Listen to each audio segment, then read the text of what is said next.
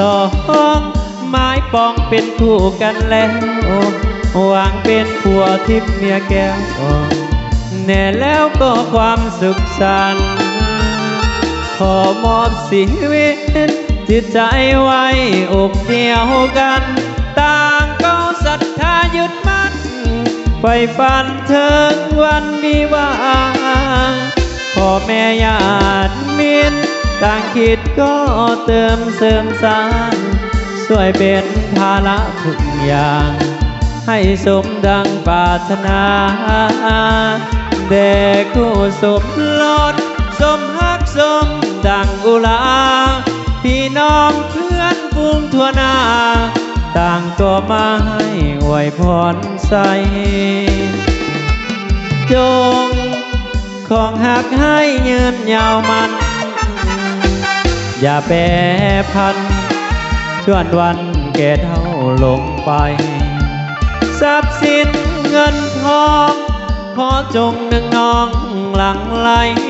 แม้นเกิดเป็นลูกหญิงชายให้เลิศด้วยปาฏิหาริย์บัดนี้ทั้งสองสมปองเป็นคู่กันแล้วได้เป็นผัวทิพย์เมียแก้วแม่แล้วก็ความสุขสันต์แม่นยามทางผ่านผิดไปอภัยให้กันดวงใจสองจงยึดมั่น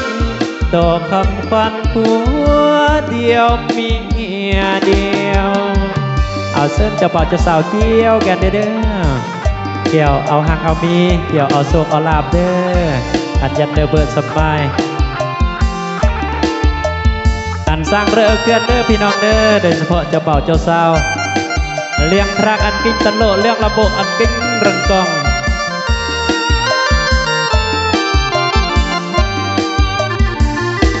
เมื่อท่านทั้งสองสมปองเป็นคู่กันแล้วหวังเป็นผัวทิพย์เมียแก้วแน่แล้วก็ความสุขสันต์ขอมอบชีวิตจิตใจไว้อกเดียวกันต่างก็ศรัทธายึดมั่นไฟฝันถึงวันวิวาห์พ่อแม่ญาติมิตรต่างคิดก็เติมเสริมสร้างช่วยเป็นภาระทุกอย่างให้สมดังปรารถนาแก่คู่สมรสสมฮักสมดังอุลาพี่น้องเพื่อนฝูงทั่วหน้าต่างก็มาให้อวยพรใส่